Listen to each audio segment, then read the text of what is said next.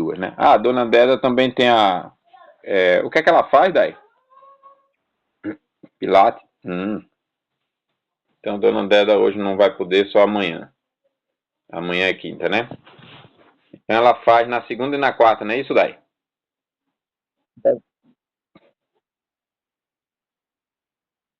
Que dia é hoje? Então, hoje ela... Oi?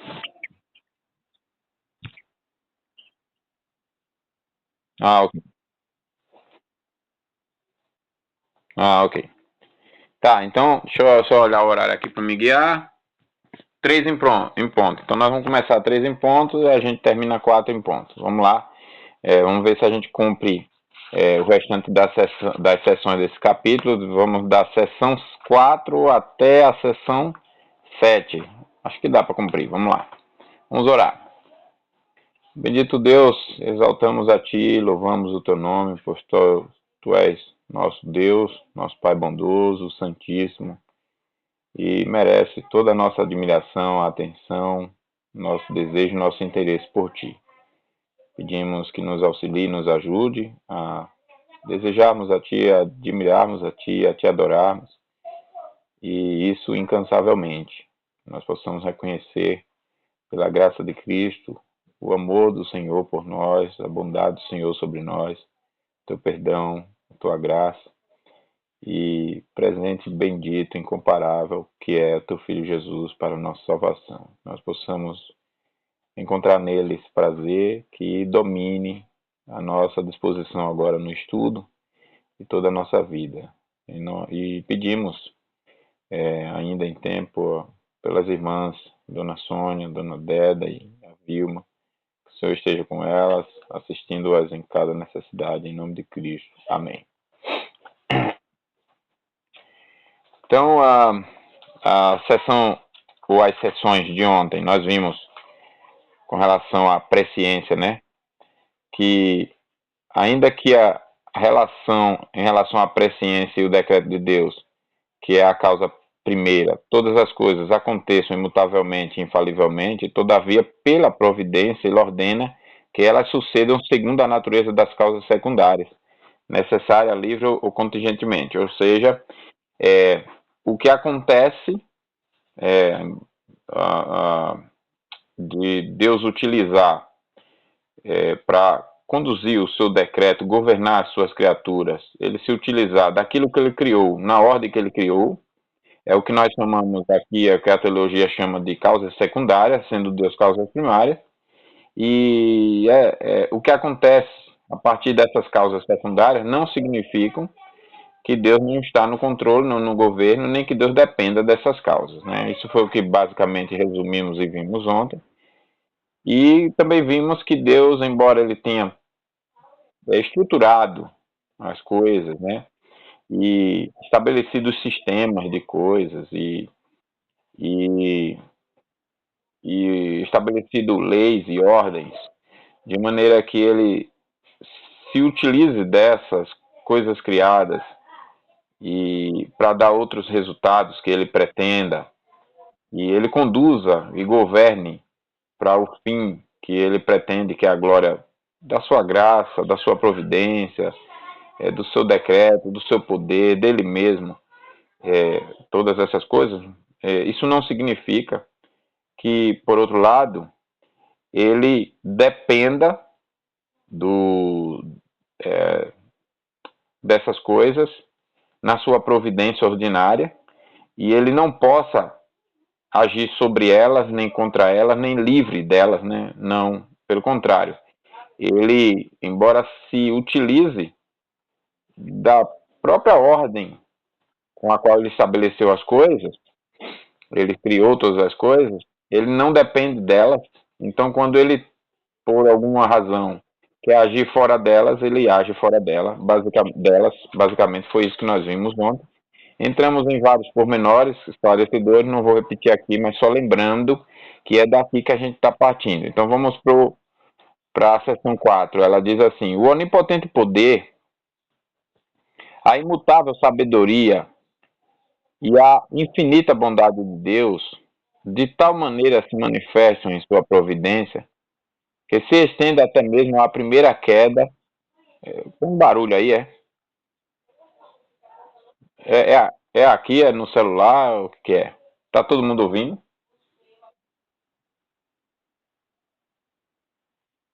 Não sei. É como se tivesse uma coisa arrastando, né? Será que é lá?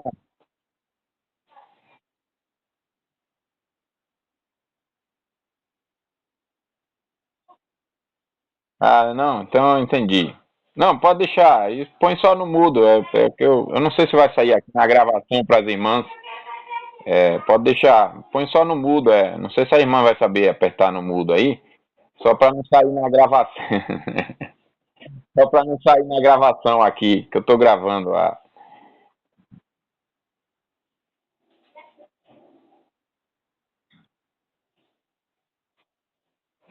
É, o barulho parou mesmo. Então era ele mesmo, tá certo.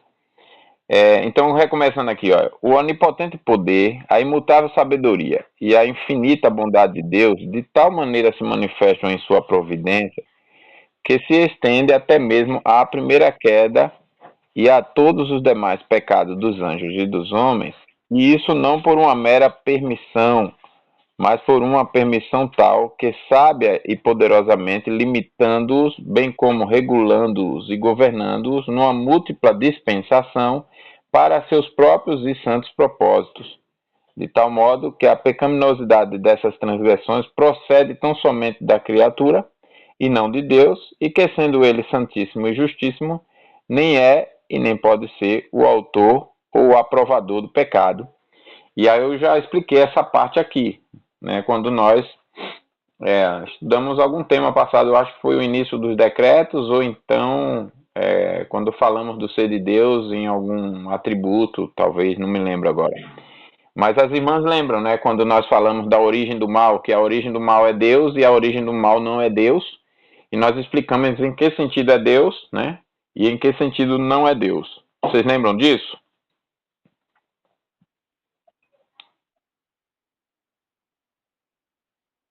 Exatamente. É aquele assunto ali, exatamente. E que o pecado não é um poder e nenhum conceito que surgiu sozinho sem Deus, né?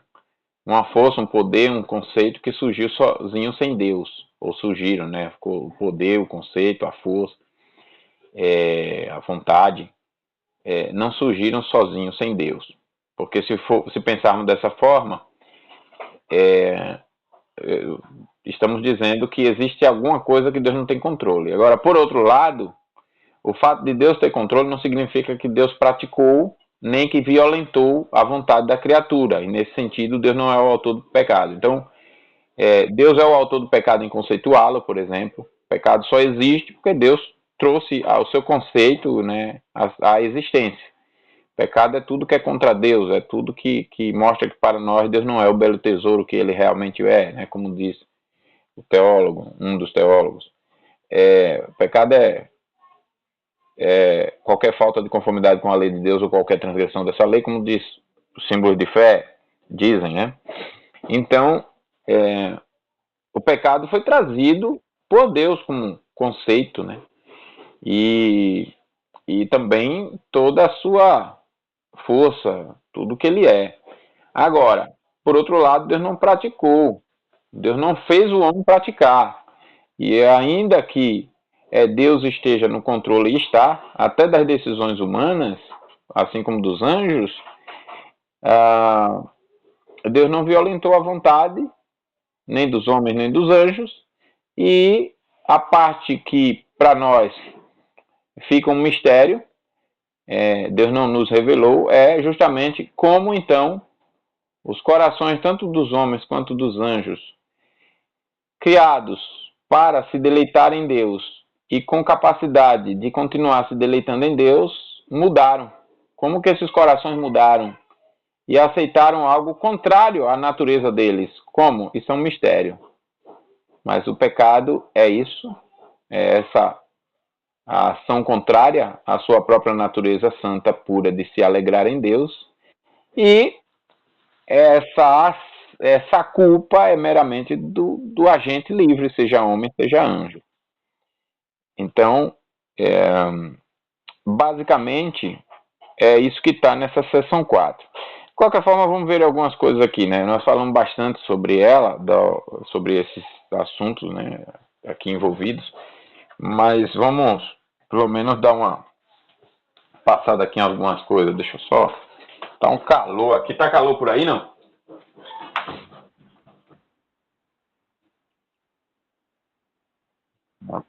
Rapaz, rapaz, graças a Deus, porque eu vou dizer, tá um calor. Sergipe é calor, mas não é esse calor, não. O calor daqui é abafado. É um calor abafado, abafado. Mas vamos lá. Essa sessão não faz qualquer tentativa de explicar a natureza daquelas ações providenciais de Deus no tocante à origem do pecado no universo moral e no controle das ações pecaminosas de suas criaturas na execução de seus propósitos. Ela simplesmente declara os fatos importantes com respeito à relação de sua providência com os pecados de suas criaturas, os quais são revelados na Escritura. E esses pontos são, primeiro, Deus não só permite os atos pecaminosos, mas os dirige e controla segundo a determinação dos seus próprios propósitos. E segundo, a pecaminosidade dessas ações só pertence ao agente pecador e Deus de forma alguma é o autor ou aprovador do pecado. Então, o que nós estamos dizendo aqui é basicamente que, eu já falei a respeito também, né, é que não vamos fazer um estudo detalhado agora, né, como entramos mais pormenorizadamente das outras vezes, não vamos fazer isso agora, mas é basicamente observar isso. Então, com relação ao primeiro tempo, observar essas duas coisas que eu mencionei. Então, com relação ao primeiro assunto, ao primeiro ponto, as ações pecaminosas, como todas as demais, são expressas na Escritura como ocorrendo pela permissão de Deus, não entendendo nós permissão como aquilo que os racionalistas dizem, né? Lembram dos racionalistas que dizem que Deus criou, a ideia é como se Deus tivesse criado tudo e dado corda, e agora as coisas estão funcionando sozinhas. Então a permissão seria dentro disso aí. Deus não tem, não é um decreto, não, mas é um decreto, né? Essa permissão não é uma permissão que Deus não está no controle, que Deus não decretou e ele não está governando. Não, se fosse assim, ele não seria Deus, né? Então, com relação a essas coisas, são expressas nas Escrituras como ocorrendo pela permissão de Deus e de acordo com o seu propósito, de modo que o que os homens perversamente fazem disse ser ordenado por Deus. E ele constantemente restringe e controla os homens em seus pecados e regula seus pecados para o bem. Né? Então, as Escrituras vão falar sobre isso. A gente teria bastante passagem para olhar e conferir aqui, viu, irmãos? Vou pegar algumas com relação a esse ponto aqui. Deixa eu só abrir a Bíblia aqui. A gente pegar Atos 2, 23. Atos 2, 23. Se estiverem anotando, é isso. Diz assim: sendo este entregue pelo determinado desígnio e presciência de Deus, vós o matastes, crucificando-o por mãos de iníquos. Aqui é Pedro falando sobre Jesus Cristo, e ele admite as duas coisas, afirma as duas coisas. Uma, que Deus é quem determinou a crucificação de Cristo. Segundo, é que quem matou não foi Deus, né? Foram os iníquos ali, os que assassinaram a Cristo, né? Capítulo 3, verso 18 também, uma outra passagem importante aqui. Ele diz: mas Deus assim cumpriu o que dantes anunciara por boca de todos os profetas, que o seu Cristo havia de padecer. Então você vê que é Deus quem está no controle, senão não seria Deus cumprindo. Mas a gente tem que entender que Deus cumprindo é que ele está governando algumas coisas. Ele revela como ele governa, outras coisas ficam um mistério para nós. Como, por exemplo, a vontade pecaminosa do agente livre que escolheu pecar para fazer o que fez e, no final das contas, a vontade de Deus prevaleceu. Né? Outro dia eu usei para vocês aqui Um exemplo que nos ajuda, apesar de ser bem limitado, pequeno, né? Mas nos ajuda a compreender esse tipo de ação onde uma finalidade termina acontecendo de nossa parte, ainda que nós não sejamos culpados da prática errada ou pecaminosa até de quem tenha praticado quando nós tentamos fazer alguma coisa. Por exemplo, um teste que um patrão vai fazer para o funcionário, aí deixa o dinheiro em cima da mesa ou em algum lugar no seu escritório e tal, não guarda no cofre, ou um cheque, ou seja o que for, e o testa, deixa ver até onde ele vai. Aí o funcionário vai lá, pega o dinheiro, né, algum dos funcionários, aí o patrão descobre quem são os funcionários desonestos. O patrão é culpado por deixar o dinheiro lá? Não. Ele não foi lá pegar a mão do funcionário e fazer com que o funcionário, né? Da mesma forma, um pai com um filho, né? Aí eu até citei meus filhos aqui, eu posso deixar um doce na mesa, um chocolate, e dizer para eles, esse chocolate aqui é do papai, ninguém mexe. Aí dois, obedece e fica com aquele temor, não, esse é do papai, não pode nem mexer. Mas um outro não tá nem aí, ele não vai ver, não vai saber. Então, esse que fez, ou essa, né? Estou falando no masculino indefinido para contemplar aqui já os três, né? Esse que fez isso, fez porque quis, fez por culpa dele. Não é culpa minha deixar o chocolate lá.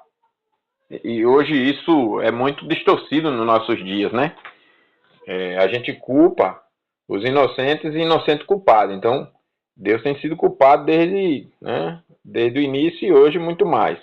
Porque quando a gente olha uma situação dessa, bom, a culpa é de Jesus, que fez o que fez, falou o que falou. Quem manda ele falar daquela maneira, falar daquele jeito, é óbvio que a pessoa ia se ofender. Quer dizer, a gente já está invertendo as coisas, né? Hoje é muito comum você ouvir isso, né? Culpar quem fala a verdade porque o que ouviu se ofendeu.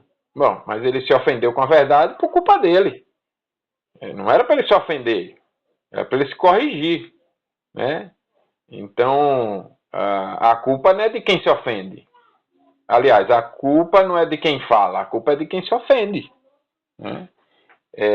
Aí eu cito o exemplo nesse ponto de alguém tentando me seduzir para roubar, para assassinar, para trair minha esposa, enfim, para mentir, para qualquer coisa dessa natureza. A pessoa pode seduzir como for. Agora, decidir cair, a decisão é minha, decidir ceder à sedução, né? Então, da mesma forma, a pessoa que me provoca para me vingar dela, ela pode me provocar, mas a vingança será uma decisão minha. Então eu não posso não sentar como fez agora o da Atena lá, não estou defendendo política de um e de outro, eu achei um absurdo o Bolsonaro ainda tentar defendê-lo também. Mas o cara, pelo menos em nome da honra, né, tal, o cara provocou, meu, o cara pode provocar o quanto for, tá errado você ir agredir a pessoa. Então, se um errou provocando, muito mais erra quem se ofende com uma provocação. Muito mais erra e age. Então, você observa com isso que esses exemplos nos ajudam a observar, a entender que é possível você tomar determinadas decisões onde o erro seja finalmente revelado, exposto, e você não seja culpado daquilo. Não é culpa de um pai colocar um chocolate na mesa para testar um filho na sua fidelidade e ensiná-lo a ser fiel, obediente, etc, etc. Respeitar a ordem do pai. Não é erro de um patrão colocar um dinheiro em um determinado lugar para testar o funcionário, na mesa do seu escritório, para testar um funcionário ou os funcionários. Não, não é. Agora, é erro de quem vai lá e pega o que não é devido. não sabe que está lá e para não pegar. Ah, mas ele vacilou, deixou lá tão fácil. Não, não, não é esse o argumento. Aí você está dizendo sobre o Éden que a culpa foi de Deus. Ah, Deus colocou uma árvore lá. Para quê? Se ele não queria que ninguém pegasse, ele não colocasse lá. Não é assim que o pessoal argumenta hoje, né? Então, esse argumento é arrogante. Esse argumento é uma forma sofisticada de negar as suas próprias culpas. José do Egito era um jovem sarado, fora de casa, bonitão, saudável e tal. A mulher mais poderosa do Egito, uma das mais poderosas, aproveita a ausência do marido e tenta dar em cima dele. Por que ele não foi? Porque ele não cedeu. Ele mesmo vai responder. E ele coloca numa ordem interessante. Como eu poderia pecar contra Deus e contra o meu senhor, que era o marido dela? Então, a questão de, Daniel, de José, né? Eu disse Daniel, não, né? De José, José do Egito. A questão de José foi um bom exemplo, né? De que a culpa não de quem de quem testa, né? No caso aí, a mulher estava culpando tentar, né? As intenções dela, mas eu estou dizendo, a culpa não é do teste, a culpa é da pessoa que cair. Quando se cai, a culpa, nesse caso aí, a culpa da mulher de tentar para o erro, né? Mas não há dúvida que Deus no controle ali estava administrando um teste para ele. E Deus administrando, a mulher errou, Deus não errou em administrar o teste, né? E foi glorificado na fidelidade de José do Egito. Se Adão e Eva não caíssem, porque o mesmo, no sentido de tentação, vai acontecer com Jesus. E Jesus vai ser tentado, obviamente, em um grau muito pior, maior do que foram Adão e Eva. Especialmente porque Jesus, ainda que não tivesse pecado, está no mundo caído pelo pecado e ele está num corpo amaldiçoado pelo pecado. Ele não tinha pecado, mas ele estava debaixo de uma maldição do pecado. Então, Jesus está, e 40 dias e 40 noites sem comer, você imagina. Então, Jesus está em desvantagens em relação a Adão e Eva. E, não obstante, Jesus não cai. Então, Deus administrou a tentação de Jesus, foi o Espírito quem levou Jesus para ser tentado. Deus não foi culpado em fazer essa administração. O diabo é culpado em tentá-lo, porque o diabo quer o pecado. O teste de Deus não pode ser confundido com a tentação do diabo. Na Bíblia, só para vocês terem uma ideia, a palavra, diferente do que temos feito no português, a palavra no grego, tanto para aprovação quanto para tentação, é a mesma. Olha que situação. É a mesma palavra. Só que o contexto dá o sentido radicalmente diferente. A provação de Deus é radicalmente diferente da provação ou tentação do diabo, porque a tentação de Deus, no sentido de provar, nada mais é do que submeter a um teste pela certeza da aprovação para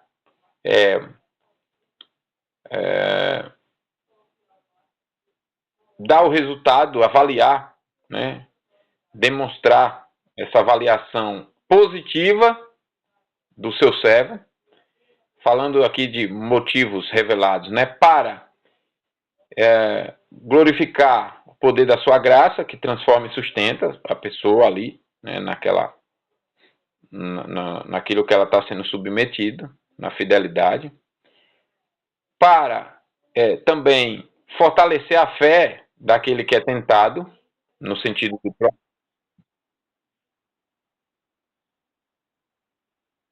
Sim, digo o fato que a gente lembra.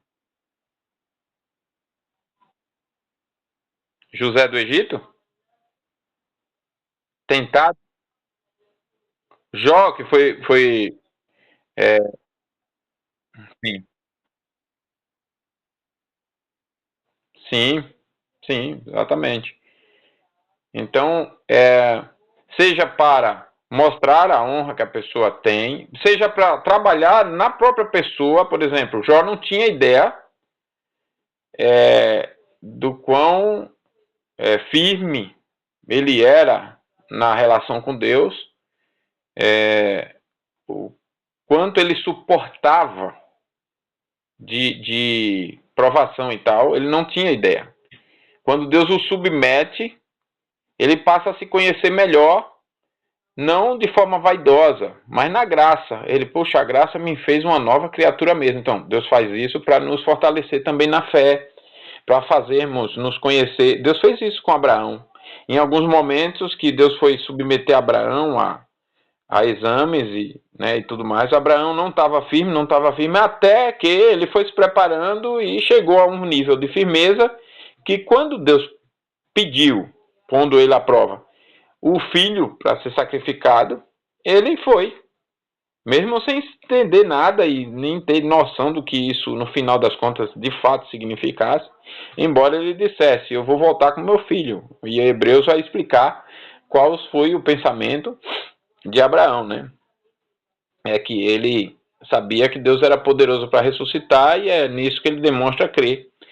E aí o autor vai dizer que de fato foi prefigurado aquilo, no sentido de que é como se Isaac tivesse ressuscitado mesmo da morte, porque ele foi ali até as últimas consequências, e com a mão já levantada, quase para fazer, foi que não aconteceu.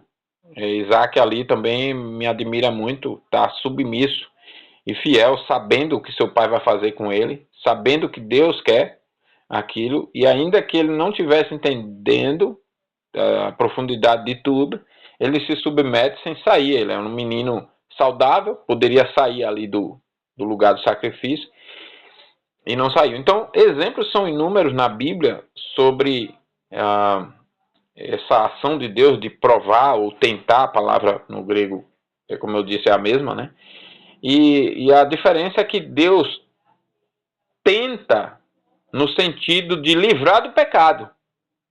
E o Satanás tenta no sentido de levar a pecar. Essa é a radical diferença com a mesma palavra. O que é tentação quando Deus faz? Aí o português, para melhorar, colocou o texto, a palavra provação, usou a palavra provação, que é submeter uma prova para livrar do pecado. E o que é a tentação que Satanás faz? É submeter a uma circunstância que o leva a pecar. Diga. Certo.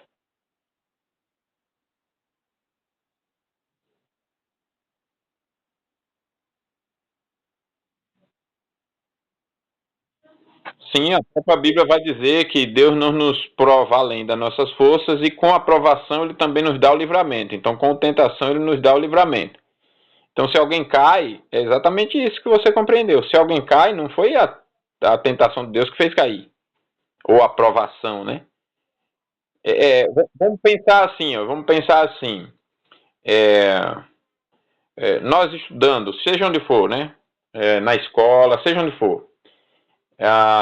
O mestre que está ensinando quer então submeter todo mundo a uma prova, para ele avaliar, mas também para ele perceber as fragilidades de cada um e também demonstrar para cada um como que cada um desenvolveu.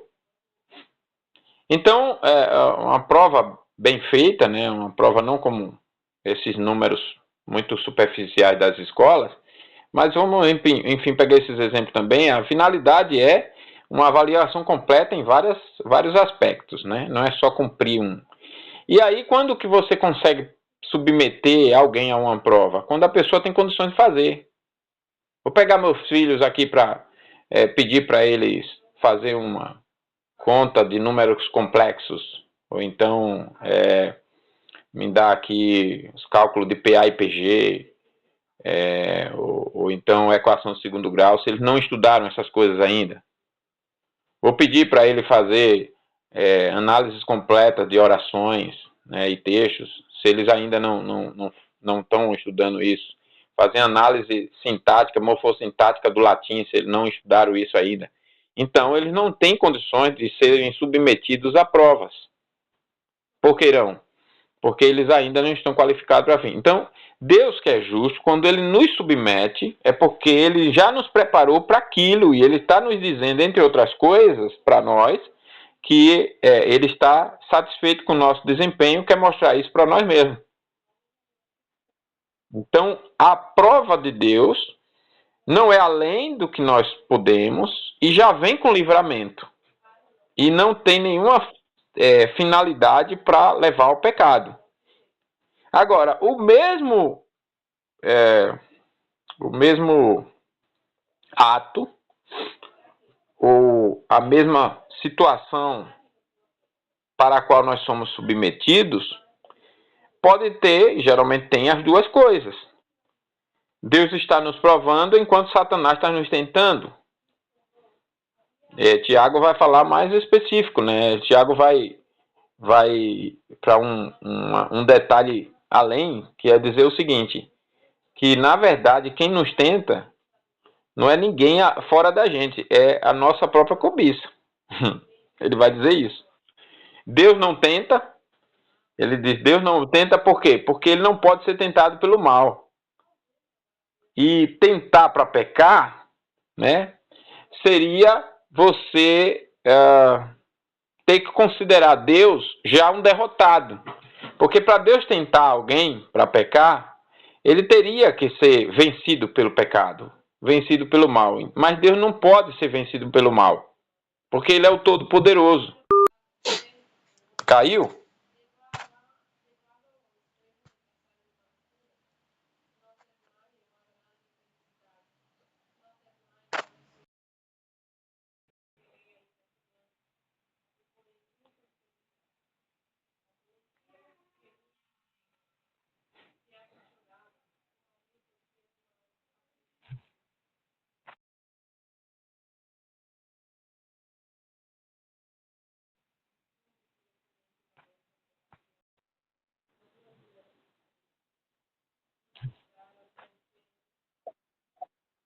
Foi. Segura aí que eu vou.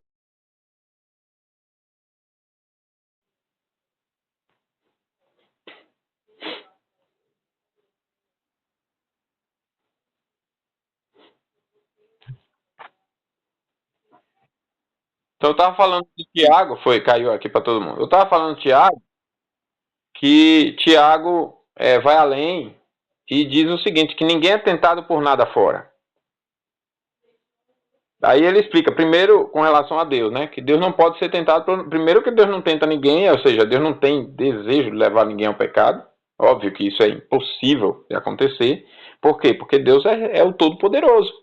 E fazer isso teria que ser vencido pelo pecado. Então ele diz que Deus a ninguém tenta e Deus não pode ser tentado pelo mal. Na verdade, parece que ele coloca Deus não pode ser tentado em primeiro lugar e depois Deus a ninguém tenta. Então, Deus não pode ser vencido pelo pecado para poder ser tentador também. Deus não pode, é impossível. Então, Deus a ninguém tenta, né? Podemos considerar também, acredito, que não estou errando, de que Tiago também esteja considerando que, uma vez que nós somos de Deus, Deus não pode tentar ser tentado, né? No caso, nós somos dele e para que a tentação viesse dele, ele mesmo teria que ser tentado, né? Ou seja, nós sendo dele. Mas o ponto aqui é importante saber que na explicação de Tiago, então é absurdo pensar que Deus seja tentador, e é importante considerar que nenhuma ação de fora, de fato, nos tenta.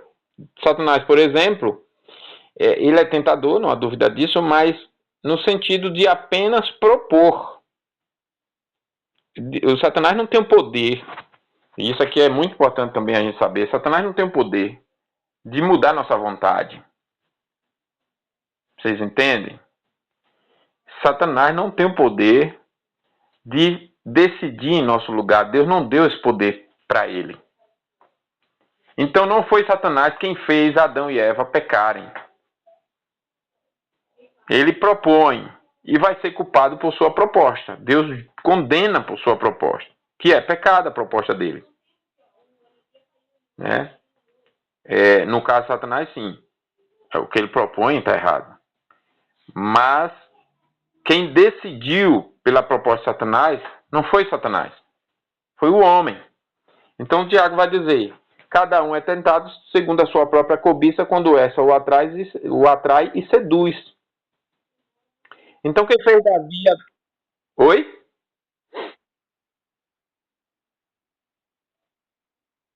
Deve ser, eu estou citando aqui de cabeça, não estou vendo a...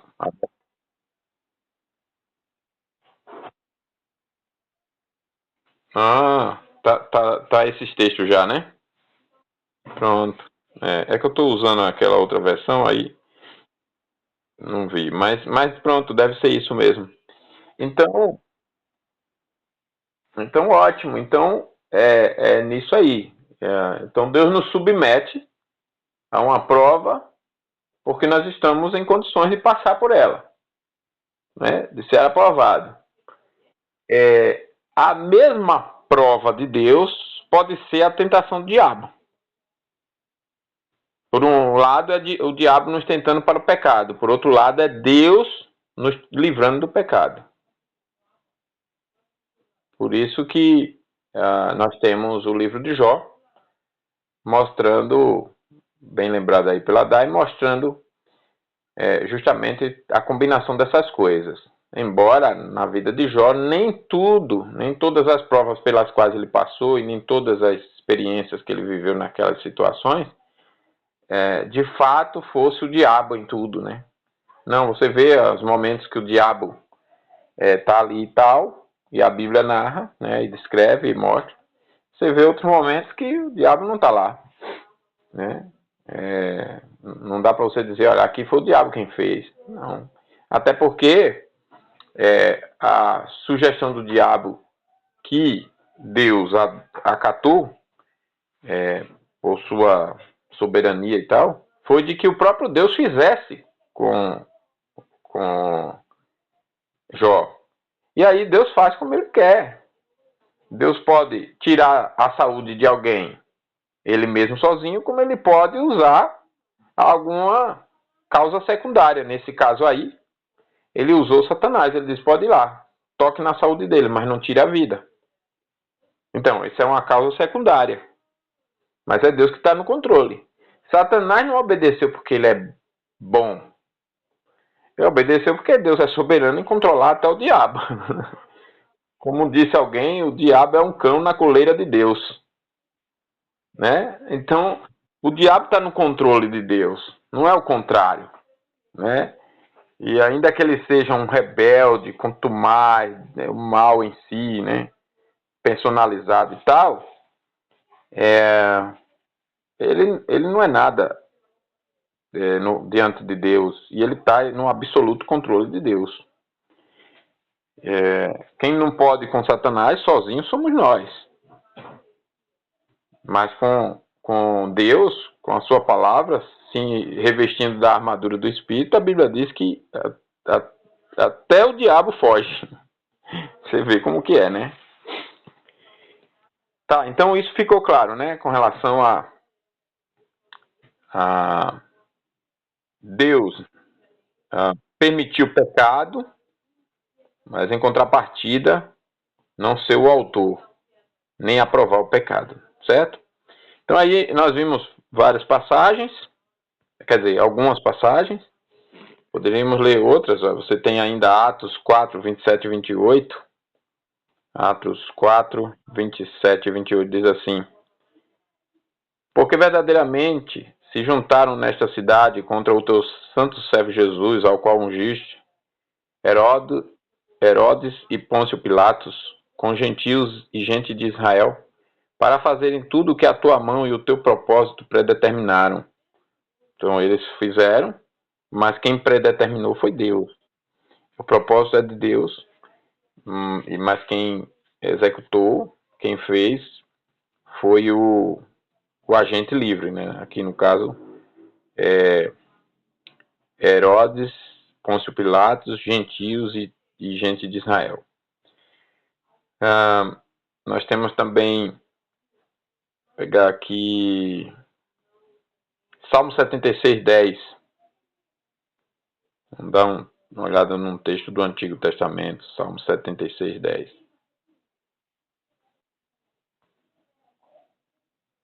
Diz assim: pois até a ira humana há de louvar-te, e do resíduo das iras te cinges.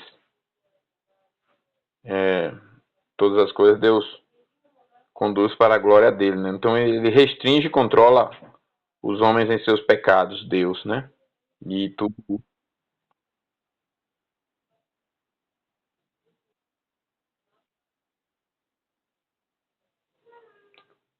Cingir-se se tá no sentido, na verdade, da glorificação, né? Dele, que ele faz do seu próprio ser, né? Cingir, revestir, vestir, né? Mas a ideia aqui é a ideia da palavra anterior. Deixa eu só ver qual palavra está no hebraico, só para. Mas é com a mesma ideia anterior, Salmo 76:10, né? Cingir, quando alguém se cinge de uma armadura, ela não se veste de uma armadura. 76:10. Tá, cinges aqui no português, a palavra no hebraico é cingir-se mesmo. Se vestir, né? Cingir-se, vestir. Se vestir, se cingir. Não tem outro significado, não, tá? A palavra aqui tá transliterada como chagar, mas eu acho que é hagar, hagar, hagar, vestir-se. Agora, vestir-se aqui é no sentido anterior de glorificar-se, de se exaltar, de ser exaltado, até com a ira humana. Não que Deus aprove o pecado ou seja o autor, mas é que ele transforma o mal em bem e ele se vale de tudo, né? Inclusive da pecaminosidade de seus agentes livres. Então, se revestir da glória, vamos pegar aqui de forma muito básica, assim, um exemplo muito. Quando a criatura certa, como o caso de Jó que você citou, Odai, por que Deus é glorificado? Ainda. Não, calma, é simples, é simples. Só é pensar um pouquinho, olha só. Quando Jó, no final da vida, foi aprovado, por que Deus foi glorificado? Por que Deus foi exaltado? Não, não, não, não, não. Não, não. O fato de Jó ser aprovado. Jó foi aprovado. Ele foi tentado a blasfemar contra Deus, ele não blasfemou, momento algum. E aí, quando finalizou o tempo, ele foi avaliado como aprovado, servo bom e fiel. Por que Deus foi exaltado com essa aprovação de Jó?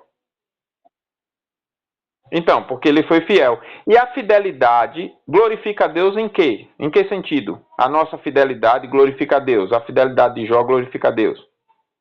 Em que sentido?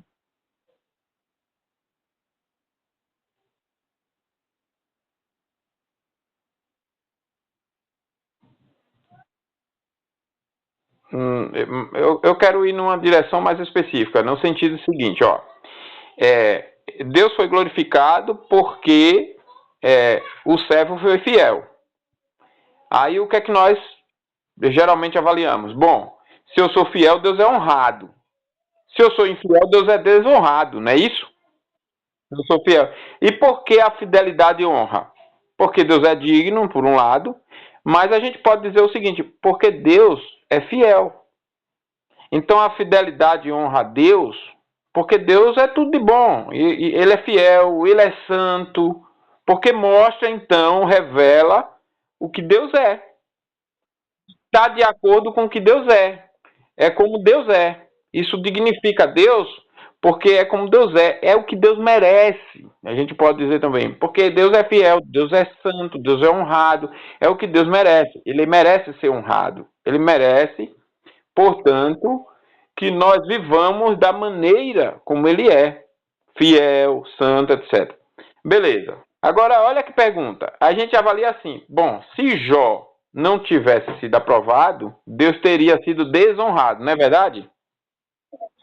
E é verdade, Deus teria sido desonrado. Mas, por outro lado, Deus teria sido honrado no pecado de Jó ou de qualquer um outro.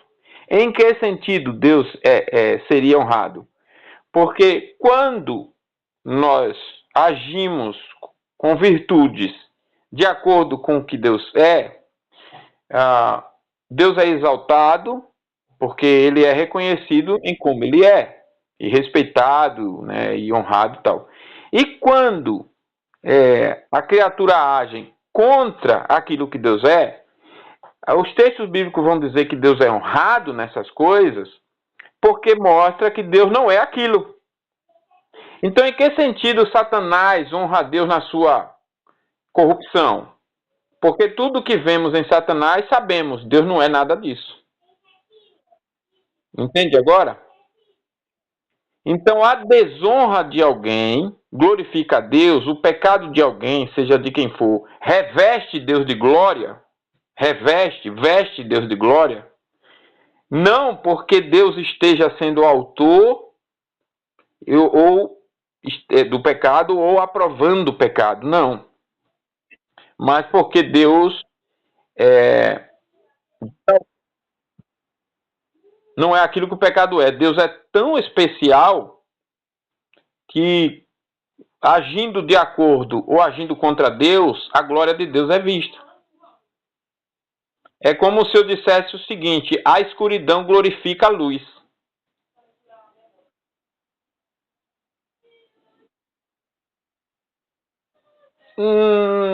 É, eu não quero ir por esse lado, não. Vou te dizer por quê.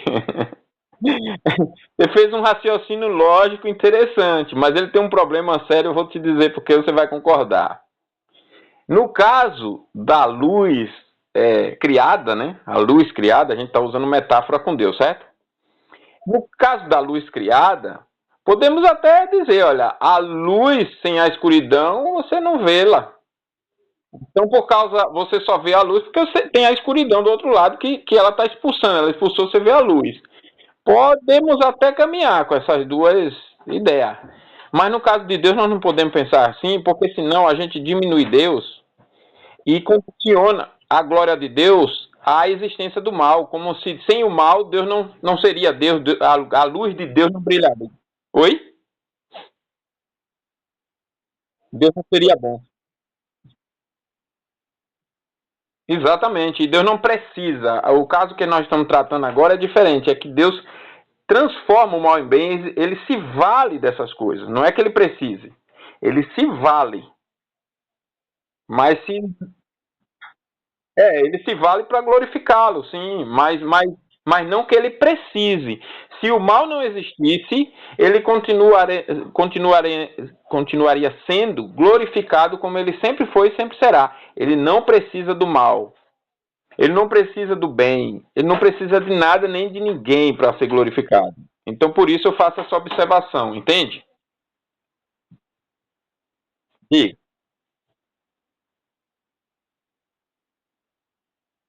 certo,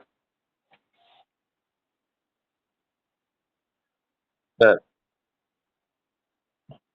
Hum.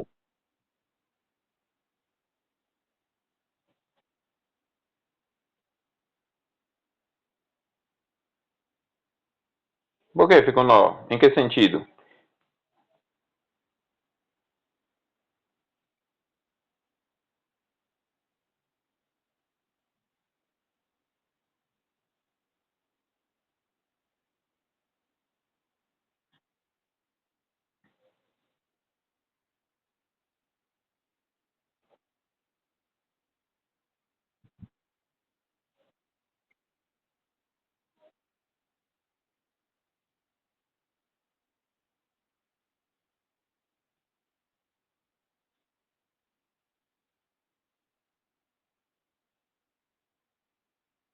Não, então, mas aí você só na sua pergunta, observação, é, explicação que você deu aí, já mostra que você está é, usando duas realidades. Uma, a consciência da graça. Deus não é assim, Deus é bom e Ele é soberano e Ele se vale do mal e etc. A consciência da graça. E a outra é a mancha do pecado, onde você olha para as suas limitações e a mancha do pecado e diz assim: poxa, mas dá a entender tal coisa, mas eu sei que não é assim. Então, mas o dar a entender é algo da sua limitação com, ou nossa limitação, né, com a mancha do pecado adicionada. Mas não, falar disso não é falar a mesma coisa, não é você dizer bem assim, Deus se vale do pecado, Deus é glorificado no pecado, no mal, significa prazer. Não, não é isso que as escrituras estão ensinando, nem dá margem para isso. Mas porque nós podemos até ter inclinações na interpretação para esse lado, pelas limitações ainda por cima do pecado, né? Causado pelo pecado. Aí a graça vai lá e resiste. Então, na sua própria fala, você está mostrando essas duas coisas. Você está observando, eu sou consciente que Deus não é assim. Então, essa é uma linha de pensamento que está em alguma coisa, de alguma forma errada. Mas você, por outro lado, está consciente. Deus é soberano mesmo. Ele se vale, mas não com prazer para ver o mal. Até porque ele não criou o homem no mal, nem para o mal. E quando o homem escolheu o mal, ele, sem obrigação nenhuma, veio livrar o homem do mal.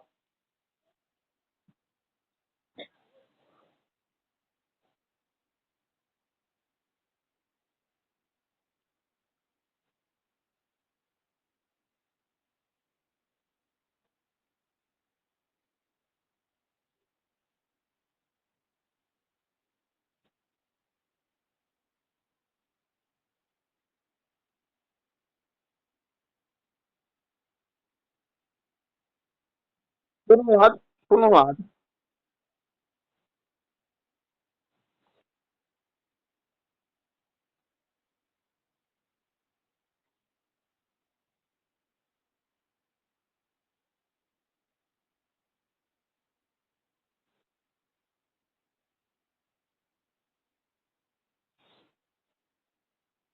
Sim, esse esse é um ponto que a gente está destacando, esse é um ponto. Mas veja, Deus tem motivos revelados e outros não revelados. É importante a gente saber. Então, o que é importante a gente saber é que as escrituras mostram que Deus é quem controla o mal, ele sabe se glorificar no mal, sem ser o autor e sem ser o aprovador. Ele não aprova o mal, porque é contrário a ele. Ele não é o autor do mal, né? Ele nunca praticou o mal, etc. Ele não precisa do mal. Agora, tem um detalhe nisso tudo que eu destaquei ontem e várias vezes eu tenho repetido e vou repetir agora, só para dar uma luz até no todo, né? É que tudo que Deus faz para a glória dele, entre aquilo que é revelado e aquilo que não é revelado, só que tem muita coisa, como nós já estamos estudando, revelado, e que a Bíblia diz, foi revelado para o nosso ensino, a gente precisa entender que é Deus revelando-se a nós. Então as coisas estão condicionadas à nossa necessidade nesse sentido. A gente tem que entender que Deus não precisa do mal, não precisa de nada nem de ninguém, assim como não precisa de nada nem de ninguém. Mas nós precisamos das coisas. E na sua soberania e sabedoria, ele decidiu se utilizar do mal para glorificar-se e revelar-se como bom, porque nós mesmos precisamos disso. Precisamos conhecer luz, fazer comparações. É igual, por exemplo, Deus conhece o mal? Conhece. Ele precisaria para conhecer o mal, o filho dele precisaria encarnar? Não. Mas a Bíblia diz que ele encarnou e ele conhece a nossa dor por essa encarnação. O que é que a Bíblia está querendo dizer em relação a isso? O que é que ela está dizendo? Ela está dizendo para nós que ele nos entende porque passou pelos sofrimentos pelos quais passamos, para que nós nos identifiquemos com ele, não pela necessidade dele de conhecer esses sofrimentos e esses males. Não. Ele é conhecedor sem precisar passar.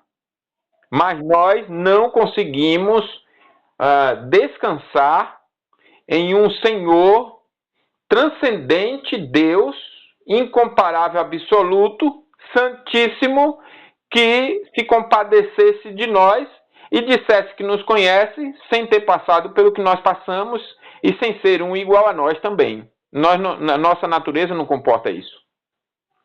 Tanto é que existe crença em divindade monoteísta, né? Como Alá, por exemplo. Alá, quem é Alá? Para os muçulmanos. É um Deus absoluto lá, todo poderoso, que é além, né, do poder humano, etc., mas que não encarnou. E que está lá virado no siri com os homens. Então, e muitas vezes no meio do cristianismo, nós desenvolvemos essa compreensão pecaminosa. Deus é o Deus, só vemos a ira. Não conseguimos nos identificar com Deus, por quê? Porque a graça ainda não fez essa aplicação a nós de Jesus Cristo como Deus que encarnou, e ele é tão Deus quanto o Pai e o Espírito Santo, portanto, o ser de Deus, né? A revelação plena de Deus, e não obstante, também é homem, e homem Deus numa só pessoa, e nós, quando olhamos para a justiça dele, a pessoa dele, diante de nós pensamos assim, não pode ser só um ser humano, senão a obra não é perfeita. Aí olhamos para Jesus, mas ele não é só ser humano, ele é Deus, 100% Deus. Mas se for só Deus, a gente está perdido, porque Deus é santíssimo, como é que Deus vai nos compreender, nos salvar e tal, nos perdoar? Então, ele também é homem, nos entender, então ele também é homem. Ele se fez um igual a nós. Então, em Jesus, qualquer inquietação e necessidade da mente e da alma acham descanso, né? São respondidas. E dessa maneira, assim, Deus é glorificado no bem e no mal, não precisando nem de um nem de outro, mas ele, bem que eu estou dizendo dessa forma, né? Porque o sumo bem é ele, né? Então ele se vale, ele se utiliza, e é importante lembrar que ele se revela com essas coisas a nós. Então somos nós o limitado, somos nós as criaturas, somos nós quem precisamos que Deus se revele da maneira como ele se revela. Tá? Alô? Tranquilo? Tranquilo para a irmã Ilse e a irmã Daisy? Então vocês estão melhores até do que eu, como diz o... Porque o assunto não é tão tranquilo, né?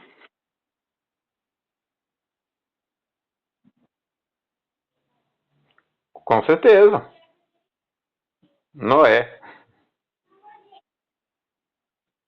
Exatamente. Então, o 2, ele diz o seguinte, ó, a providência de Deus, em vez de gerar o pecado ou aprová-lo, preocupa-se constantemente em proibi-lo pela lei positiva, ao desencorajá-lo com ameaças e punições reais, ao restringi-lo e ao regulá-lo para o bem contra a sua própria natureza. Então, fechamos esse ponto com chave de ouro, né? Seção 4. Bem dentro do horário aí. Então, olha como é clara essa questão na providência, né? Deus não gera o pecado. Deus não aprova. Na providência de Deus, o que é que ele faz? Ele proíbe pela lei positiva. Os 10 mandamentos são claros e objetivos. É uma lei positiva, formam uma lei positiva. É importante lembrar que não são 10 leis, é uma lei só, com 10 mandamentos. Quebrar um, quebra todos, né? Quebra toda a lei. E Deus desencoraja o pecado e ele ameaça com punições reais. E aí ele deixa muitos exemplos, né, de quem pereceu, de quem foi ameaçado não ouviu e foi condenado, subjugado. E ele promete que Cristo vai voltar e julgará o mundo com justiça. E ai daqueles que estiverem em rebelião. Então, Deus é glorificado nessas maldades todas. Ele se reveste. Né? Nós podemos dizer que a condenação que um juiz faz daquilo que é errado o exalta como justo. Por outro lado, você tem visto hoje muitos pseudo-juízes que amam tanto a injustiça que condenam só o inocente e libera. A criminalidade está toda solta hoje de novo no Brasil aí, dos grandes criminosos, das grandes autoridades, etc., por grandes juízes, entre aspas, aspas e muitas aspas, né, grandes juízes que soltaram aí de uma canetada sem respeito à lei, à moral, a Deus, a ninguém, absolutamente se achando deuses sobre tudo e todos. E com toda essa perversidade, revelaram quem eles são. Eles são apenas amantes da perversidade. Agora, Deus não age assim. Então Deus age como um juízo justo é exaltado quando condena o mal. Ele é exaltado. O juiz justo, quando condena o mal, é honrado, porque ele é contra o mal. É assim que Deus faz. Quem age com maldade que age, não, nesse sentido, não desonra a Deus, não diminui Deus da sua glória, não destrói a glória de Deus. É isso que a gente está apontando aqui. Mas o ponto todo é que a providência de Deus é de tal forma que Deus se vale do pecado, mas por outro lado, ele não gera, ele não aprova, ele proíbe, e ele desencoraja, e ele ameaça, e ele restringe e regula o pecado contra a sua própria natureza, a natureza do pecado, né? Ao regulá-lo. Tudo bem? Aqui a gente termina então. Pergunta, correção, contribuição. Dona Deise,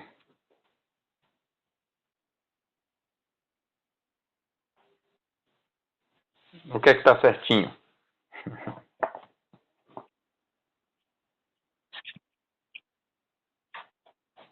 Tá, então eu vou perguntar aqui. Deixa eu ver que pergunta eu faço. Perguntar para as três. Né? É, se Deus. Em que sentido o pecado glorifica o ser de Deus?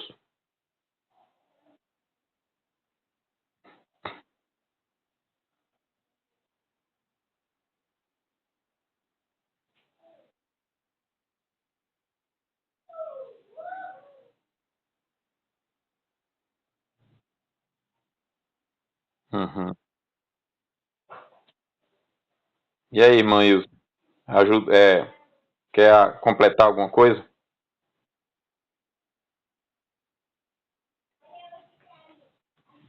Mas dá pra gente mencionar mais coisa aí. Diz aí. O que é que a gente poderia mencionar mais aí? Sim, como o pecado glorifica a Deus.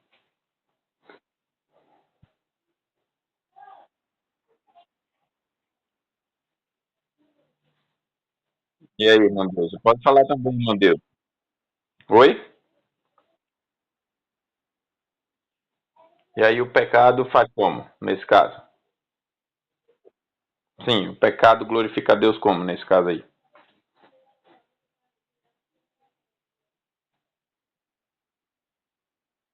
Acabamos de estudar isso aqui. Foi. Então como que o pecado glorifica a Deus? Como? Por quê? Certo, aí o pecado glorifica Deus que é glorioso como?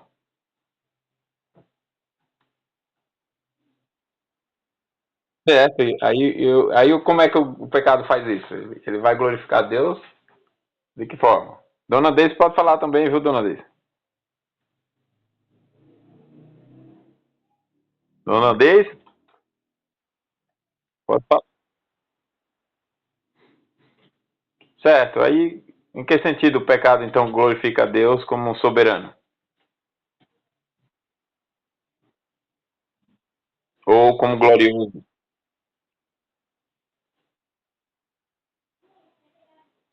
Então, glorifica Deus porque ele perdoa? Certo, mas como que eu perdoar o pecado glorifica Deus?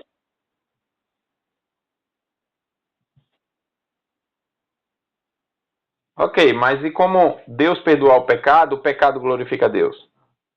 Como que o pecado? Esse é o ponto. Deus justificado? Não, Deus não é justificado.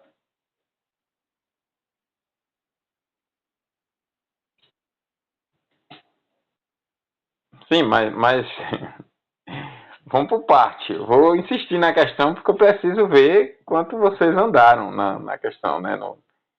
É, Deus é poderoso, Deus é soberano, Deus é glorioso, tudo isso. A gente já estudou essa parte. A minha pergunta é específica é o seguinte: o pecado glorifica a Deus. Pronto, eu vou fazer outra pergunta para ajudar nessa. Como que a obediência de Jó glorificou Deus?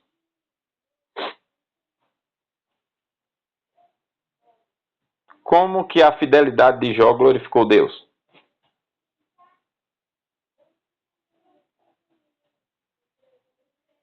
Oi? Oi? Não, as duas eu achei que tinha caído aqui. Mas pode falar, vocês três.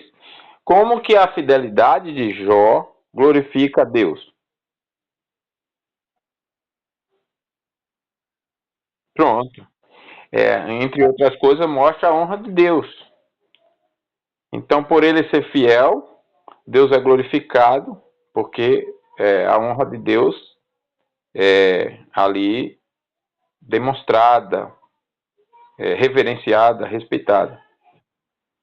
Tá, e como a desobediência de Adão glorifica Deus? Ou então, né? Sim, glorifica Deus. Esse é outro assunto. Aí é outro assunto. É o assunto dos decretos. A pergunta agora é como que a desobediência dele, a queda dele, glorifica a Deus. Olha, a obediência de Jó glorificou a Deus porque manifesta a honra de Deus. Manifesta a honra de Deus. É, a gente poderia melhorar até essa questão aí, mostrando o seguinte: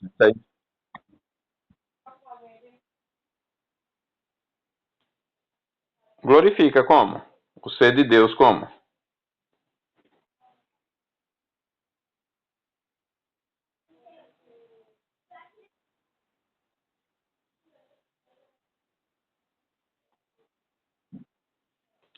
Mas como é que o pecado faz isso?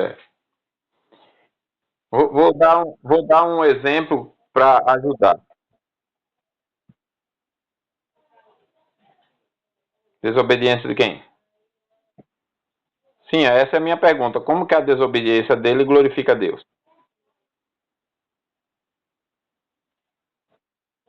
Ela mostra que Deus é desobediente? Ela mostra que Deus é pecador? Ela mostra que Deus é pecador? Ela mostra que Deus é corrupto? Então, a desobediência de Adão mostra que Deus é o quê? Exatamente. Exatamente. Então, se a gente colocar em metáforas e disser bem assim, ó, se um crente brilha como luz, glorifica a Deus porque Deus é luz. Então está mostrando como a luz está de acordo com a luz. Mas se um pecador age nas trevas, glorifica a Deus porque a escuridão do pecado mostra da maldade que Deus não é aquela escuridão. Deus é o contrário daquilo. Deus é luz. Então, basicamente, seria isso. Se a gente for entrar nesses conceitos, com alguns exemplos, como o próprio caso de Jó, que é a realidade de todo mundo, raciocine comigo, apesar de que a gente já passou 9 minutos. Mas eu vou fechar com isso. Raciocine comigo. Jó era um pecador, escravo do pecado, portanto, só poderia fazer o mal. Aí a graça de Deus em Jesus foi lá e salvou Jó, e mudou o coração de Jó, e fez dele uma nova criatura em Cristo Jesus. E ele, nessa nova vida em Cristo, viveu de tal forma fiel a Deus, que Deus, por ter um servo fiel e para exaltar essa graça dele em Jesus Cristo, como quem diz bem assim, olha como a graça do meu filho é tão poderosa ao ponto de fazer um pecador, meu inimigo, ser transformado em alguém que nem a pior situação é capaz de fazê-lo agir contra mim. Então pense bem. Aí ele pega Deus, né, nesse caso, e contrata Satanás e diz bem assim: Satanás, rodeou a terra? Rodeei. E você viu como é o meu servo Jó? Você fez o que eu mandei fazer? Dê uma olhada na vida dele. Ele não é um homem fiel, temente a mim, que se desvia do mal como ninguém? Ah, mas também o relatório dele era para ser só esse. Ele, mas também o senhor fez isso, o senhor fez aquilo. Aí começa a querer desonrar a graça de Deus em Cristo. Aí Deus, pois bem, vai lá e toca nele. Aí ele vai, toca, faz isso, faz aquilo, faz. E aí, Jó? E aí, Satanás? Você tá vendo como ele não cai na sua? Mas agora tem que aumentar a dose. Tem que tirar a saúde dele, deixar ele sem nada. Porque ele tá achando que ele faz por troca. A relação dele com o senhor é troca. Ele dá tudo pela vida dele. Tudo bem, tire a saúde dele, mas só não toque na vida. Deixa ele vivo. Aí Satanás vai até as últimas. Depois vem as questões emocionais. Depois os amigos. Não sei o que, não sei o que. E Jó se mantém até o final. O que isso fez? Glorificou a graça de Deus em Cristo e mostrou que ela é poderosa para transformar um coração pecador em um coração fiel que não muda na sua relação com Deus por circunstância alguma. Ela não muda. Então, Deus foi glorificado. A graça de Deus foi glorificada nessa obediência. E a maldade e a perversidade de Satanás? Glorificou a Deus porque a maldade não foi poderosa o suficiente para seduzir alguém que estava de fato firmado na graça de Deus em Cristo. Não teve poder. Então, resumindo, como a Dai destacou aí já no final, a desobediência revelou como Deus não é. E a obediência reconhece, honra e respeita como Deus é, né?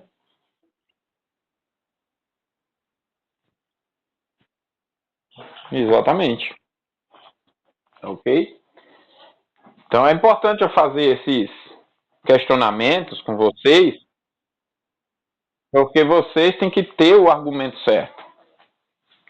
Aí às vezes a gente percebe que a gente, assim, às vezes até está entendendo, mas não está sabendo falar. Aí é importante também o treinamento para colocar a fala no devido lugar. Então vamos lá, vamos orar e amanhã não, né? Que é sexta. Não, amanhã é quinta. Amanhã a gente ainda tem, é verdade. Vamos orar. Senhor, tua fidelidade é grande e incomparável. E nós exaltamos a ti pela tua fidelidade. O Senhor fielmente tem nos ensinado a tua palavra e tem nos sustentado nessa meditação tão prazerosa de dia e de noite, como o Salmo 1 descreve, por tua graça. E mais uma vez o Senhor nos deu essa rica oportunidade, com a disposição da mente e do coração de estudarmos e meditarmos no Senhor e na Tua palavra com alegria, mostrando como o Senhor, tão perfeitamente, tão poderosamente, tão onipotente em seu poder, tão imutável em Tua sabedoria e, e em Tua bondade também, como o Senhor manifesta a Tua providência de tal forma que governa todas as ações e vontades de todas as tuas criaturas e dos anjos e dos homens em relação ao bem e ao mal, de maneira que, mesmo o Senhor permitindo o pecado, o Senhor não é o autor dele nem aprova o pecado. E, e o Senhor ainda poderosamente age, proibindo o pecado, reprovando e desencorajando e ameaçando e regulando e restringindo, de maneira que nessas ações nós experimentamos do bem do Senhor, que é subjugar o mal, controlar a maldade humana dos anjos, toda a perversidade que a nossa existência tem experimentado, e na glorificação do teu nome, o Senhor tem nos abençoado, como teu povo, como tua igreja. Nós exaltamos a ti e também te agradecemos por nos fazer entender os ensinos de hoje, temas tão difíceis como entender como que o Senhor soberanamente administra essas coisas e ainda é glorificado, tanto no bem quanto no mal, no sentido de que o Senhor não é diminuído, a tua glória não é diminuída, não é destruída. Louvamos a ti por nos ajudar a entendermos essas lições e pedimos que nos auxilie naquilo que ainda temos alguma dificuldade, para não só compreendermos intelectualmente, mas pela fé e vivermos pela fé nas verdades do Senhor. Abençoe o restante do nosso dia, o descanso, o dia da manhã, esteja conosco, em nome de Jesus. Amém. Queridas, fiquem com Deus. Um ótimo dia. Deus abençoe.